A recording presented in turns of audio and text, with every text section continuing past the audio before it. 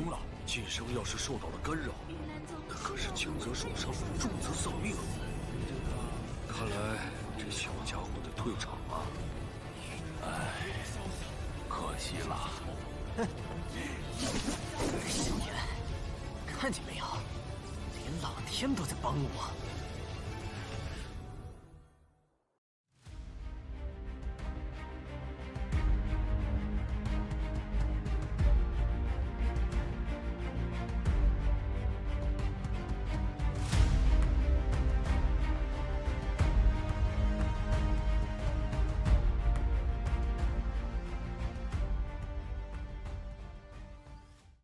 Melanjutkan dari cerita sebelumnya. Setelah Xiaoyan keluar dari gudang menyempurnakan air liur budidaya jiwa, dia pun keluar. Namun setelah dia keluar, dia melihat Xiaoli ada di depan pintu. Xiaoli buru-buru membalikkan tubuhnya saat dia mendengar suara Xiaoyan. Dia tanpa sadar menghela nafas lega saat melihat Xiaoyan keluar. Ekspresinya menjadi serius saat dia berkata, "Kamu akhirnya keluar. Cepat pergi dan lihat dokter peri kecil. Sesuatu telah terjadi padanya," ucap Xiaoli. Senyum di wajah Xiaoyan tiba-tiba menegang. Tanpa menunggu Xiaoli bereaksi, dia berubah menjadi sosok hitam buram yang menyerbu dengan cara seperti kilat. Xiaoli tersenyum pahit dan menghela nafas sebelum segera mengikuti sosok itu. Pada saat Xiaoyan bergegas ke kediaman dokter peri kecil, dia telah menemukan bahwa tempat itu telah sepenuhnya tertutup oleh penghalang cahaya energi yang berasal dari atas ke bawah. Beberapa tetua akademi dalam berhenti di tempat itu dengan wajah serius dan mengusir beberapa siswa penasaran yang telah tiba. Sosok hitam mendekat dari kejauhan dan muncul di luar penghalang cahaya sesaat kemudian. Beberapa sesepuh akademi dalam hendak menghentikannya ketika mereka melihat wajah orang itu. Baru kemudian mereka menghela nafas lega. "Tetua pertama ada di dalam. Anda harus segera masuk. Hati-hati dengan gas beracun itu," seorang penatua dengan cepat berkata setelah melihat Xiaoyan. Kecemasan di mata Xiaoyan menjadi lebih padat saat mendengar ini. Dia mengangguk dan nyala api hijau giok melonjak dari tubuhnya. Dia segera memasuki penghalang cahaya. Udara keabu-abuan yang membawa bau busuk menerkam ke arahnya setelah dia memasuki penghalang cahaya. Namun, ketika mencapai api hijau giok itu dipanggang oleh suhu tinggi menjadi ketiadaan dan memancarkan gelombang suara. Xiaoyan mengabaikan udara keabu-abuan yang tertinggal di sekitarnya dan dengan cepat melewati halaman. Langkah kakinya berhenti ketika dia melihat penatua pertama Suqian mondar-mandir di pintu masuk. Dia buru-buru bertanya, "Tetua pertama, apa yang terjadi?" tanya Xiaoyan. Suqian buru-buru berbalik saat mendengar suara Xiaoyan. Dia segera menghela nafas lega. Menunjuk ke bagian dalam rumah, dia berbicara dengan senyum pahit. "Saya juga tidak menyadari apa yang telah terjadi. Hari ini seorang tetua tiba-tiba datang dan melaporkan bahwa tempat ini mengeluarkan gas beracun. Beberapa siswa secara tidak sengaja menjadi tidak sadarkan diri karena racun itu. Aku hanya bisa menyegel tempat ini. Awalnya, saya ingin masuk dan menyelidiki, tetapi gas beracun itu di dalamnya terlalu padat. Kekuatan korosifnya juga sangat besar. Jika saya masuk dengan paksa, saya takut," ucap Suqian. Hati Xiaoyan menegang, kegelisahan melonjak. Dia menarik nafas dalam-dalam dan dengan cepat berjalan ke depan. Ketika dia hendak membuka pintu, Suqian di samping sedikit ragu-ragu dan menahan tangannya yang akan menghentikan Xiaoyan. Dia menghela nafas. "Hati-hati." Dengan anggukan, Xiaoyan membuka pintu. Nyala api hijau giok melingkar dan naik, membungkus seluruh tubuhnya tanpa membiarkan sedikit pun udara melewatinya. Setelah itu, dia perlahan masuk ke ruangan yang dipenuhi oleh racun ungu keabu-abuan. Benang kabut racun ungu keabu-abuan berserakan saat pintu dibuka. Suqian buru-buru menggunakan daukinya untuk membungkusnya. Setelah itu dia dengan hati-hati menyempurnakannya. Dengan lambaian lengan bajunya, pintu yang terbuka sekali lagi tertutup rapat. Dia berteriak keras. "Xiaoyan, teriak dengan keras jika ada situasi yang terjadi," ucap tetua pertama. "Tetua pertama, tenang. Tidak apa-apa jika Anda menyegel tempat ini. Jangan izinkan orang lain masuk," jawab Xiaoyan dengan serius. Suqian mengangguk. Dia perlahan melangkah mundur dan melihat ke rumah. Setelah ragu-ragu sebentar, segel di tangannya tiba-tiba bergerak dan pilar dauki ditembakkan. Segera itu tersebar turun dari langit dan membungkus rumah di dalamnya. Setelah melakukan semua ini, dia masih tampak merasa tidak nyaman. Dia menggunakan kekuatan spasialnya untuk menambahkan lapisan pertahanan lain di luar penghalang Dao-Ki. Seseorang tidak bisa menyalahkan Suqian karena berhati-hati ini. Bahkan dia sangat takut dengan gas beracun di dalam tubuh dokter peri kecil. Jika gas racun ini dibiarkan menyebar, kemungkinan besar tidak akan ada mayat yang tersisa di seluruh akademi dalam. Semoga Xiaoyan bisa menyelesaikan masalah ini. Suqian hanya menghela nafas lega setelah melakukan semua ini. Dia melihat ke ruangan yang tertutup rapat dan bergumam dengan senyum pahit. Penglihatan seseorang sangat terhalang di dalam ruangan tempat gas beracun itu berasal. Namun, dengan meminjam sedikit suara pernafasan yang dikirimkan, Xiaoyan dapat secara samar-samar menemukan dokter peri kecil. Lapisan di atas lapisan kabut racun ungu keabu-abuan bertahan di dalam ruangan. Mengikuti setiap langkah yang mendekat, kabut racun di sekitarnya dipenuhi dengan gelombang riak. Namun, beruntung dia memiliki api teratai hijau yang melindungi tubuhnya. Dengan bantuan isolasi suhu tinggi, gas racun tidak dapat menyebabkan banyak kerusakan pada Xiaoyan. Xiaoyan mengambil sekitar selusin langkah sebelum tempat tidur merah muda muncul di depan matanya. Sosok cantik dengan lembut meringkuk di atas tempat tidur itu. Sebuah selimut tipis yang dibungkus rapat dengan samar menguraikan sosok anggun di bawahnya. Kabut racun tebal yang menyelimuti ruangan mengalir tanpa henti dari tubuhnya. Sosok di dalam selimut itu bergetar sedikit seolah-olah merasakan suara langkah kaki. Segera, sepasang mata ungu keabu-abuan yang tampak menderita keluar dari dalam. Mata itu menatap pria muda berjubah hitam yang berjalan ke sisi tempat tidurnya. Suara lembutnya mengandung penderitaan yang sulit untuk disembunyikan. Tubuh racun yang menyedihkan tampaknya meletus lebih cepat.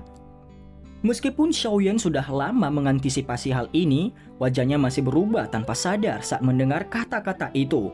Dia melihat rasa sakit dan pucat di wajahnya yang bergerak dan buru-buru duduk di samping tempat tidurnya. Dia dengan lembut menghiburnya. "Tenang, semuanya akan baik-baik saja. Masih ada aku di sini," ucap Xiaoyan. Hati Xiaoyan dengan jelas memahami bahwa dengan kekuatan dokter peri kecil, dia setidaknya akan mampu menekan tubuh racun yang menyedihkan selama setahun. Namun, selama periode waktu ini, dia telah melepaskan segel tubuh racun yang menyedihkan beberapa kali, secara signifikan memajukan waktu letusannya. "Ulurkan tanganmu," ucap Xiaoyan.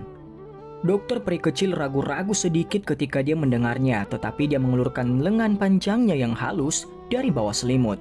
Pada saat ini tangannya samar-samar memancarkan warna ungu yang aneh. Itu menyebabkan kesungguhan di mata Xiaoyan menjadi lebih padat. Setelah itu, Xiaoyan memeriksa tangan dokter peri kecil. Ekspresinya berangsur-angsur menjadi jauh lebih buruk setelah nyala api masuk. Pada saat ini, tubuh dokter peri kecil tampaknya telah sepenuhnya diresapi dengan gas beracun. Apalagi gas beracun ini tampak naik dan memasuki kepalanya. Xiaoyan tahu bahwa jika gas racun ini masuk ke otaknya, kesadaran dokter peri kecil secara bertahap akan kabur. Pada saat itu, sepertinya dia akan menjadi seperti pemilik tubuh racun yang menyedihkan di masa lalu, menunggu langkah terakhir yang menyedihkan, terlahir dari duka dan mati dalam duka. Mata cerdas dokter peri kecil perlahan menjadi lebih redup saat dia melihat ekspresi Xiaoyan yang secara bertahap lebih jelek. Setelah itu dia berkata, "Xiaoyan, aku sangat senang mengikutimu selama periode waktu ini. Kamu adalah teman pertamaku dan mungkin juga teman terakhirku. Jika saya benar-benar mencapai langkah itu, saya harap Anda tidak akan menahan diri. Saya sangat menyukai akademi di tempat ini. Setelah saya kehilangan kesadaran, saya tidak ingin..." ucap dokter peri kecil. "Diam, omong kosong apa yang kamu katakan?" ucap Xiaoyan. Meski ditegur, dokter peri kecil tidak marah. Dia malah mengungkapkan senyum bergerak samar di wajahnya. Kepalanya sedikit miring saat dia bersandar di bantal di punggungnya. Sepasang mata ungu keabu-abuan yang menyihir dengan lembut menatap wajah Xiaoyan yang berulang kali berubah. Perasaan seseorang yang prihatin dan cemas tentang dia adalah sesuatu yang tidak begitu dia nikmati. Sepertinya perasaan ini sangat menyenangkan. Xiaoyan tidak punya banyak waktu untuk memikirkan tatapan dokter peri kecil saat ini. Dia dengan erat merajut alisnya dan tenggelam dalam pikirannya. Metode yang disebut pil racun yang sepenuhnya mengendalikan tubuh racun yang menyedihkan masih kekurangan inti raksasa, bintang naga kalajengking racun langit. Itu adalah salah satu bahan utama dari pil racun dan tidak bisa ditinggalkan. Jika tidak, jika seseorang mencoba untuk membuatnya dengan paksa, itu hanya akan menyia-nyiakan air liur transformasi tubuh bodhisattva yang telah dia peroleh setelah banyak usaha. Xiaoyan memikirkannya dengan keras, mencoba menemukan semacam metode untuk sementara menekan tubuh racun yang menyedihkan dari formula obat yang ditinggalkan oleh Yao Lao. Namun, hasilnya membuatnya kecewa. Badan racun yang menyedihkan sangat langka. Tidak mungkin bagi Yao Lao untuk dengan sengaja menemukan beberapa metode untuk menangani hal semacam itu. Karena itu, pencarian Xiaoyan sia-sia. Tepat ketika Xiaoyan cemas dan tidak berdaya karena wajahnya berkeringat, sebuah suara tua tiba-tiba membawa sedikit kejutan saat terdengar dari dalam hatinya. Konstitusi racun yang menyedihkan. Hei, tidak disangka bahwa aku yang tua bisa melihat hal ini 2 kali seumur hidupku. Saya sangat beruntung. Ucap Tian Huozunze di dalam cincin. Sukacita liar segera melonjak ke hati Xiaoyan saat mendengar suara ini. Dia kelihatannya memegang sedotan terakhirnya saat dia buru-buru bertanya. Tuan Yao, apakah kamu juga tahu tentang tubuh racun yang menyedihkan? Apakah Anda memiliki metode untuk menyembunyikannya untuk sementara? Ucap Xiaoyan. Hahaha, tubuh racun yang menyedihkan. Siapa di antara generasi tua yang tidak tahu nama seperti itu? Namun, temanmu ini sepertinya berada di tahap terakhir dari letusan tubuh racun yang menyedihkan. Jika tidak disegel dan gas beracun memasuki otaknya, hasilnya... Xiaoyan kaget saat mendengar ini. Dia menghirup udara dalam-dalam dan bertanya. Apakah Pak Tua Yao tahu metode untuk menekan tubuh racun yang menyedihkan ini? Tanya Xiaoyan. Anggaplah dirimu beruntung karena telah bertemu denganku yang tua ini. Sepertinya hanya ada sedikit orang yang tahu tentang metode penyegelan ini di benua. Saat itu, saya juga memiliki teman dengan tubuh racun yang menyedihkan. Metode penyegelan ini diciptakan untuknya. Sayangnya, segel ini hanya bisa digunakan sekali dan paling lama hanya bisa bertahan 3 tahun. Setelah 3 tahun kemudian, saya masih gagal menemukan metode untuk mengatasi tubuh racun yang menyedihkan. Karena itu... Tian Huozunze mendesah pelan. Xiaoyan juga kaget saat mendengar kata-katanya. Dunia ini memang penuh dengan kebetulan yang aneh. Setelah menghela nafas secara emosional, dia juga menghembuskan nafas lega, merasa seolah-olah dia telah melepaskan beban yang berat.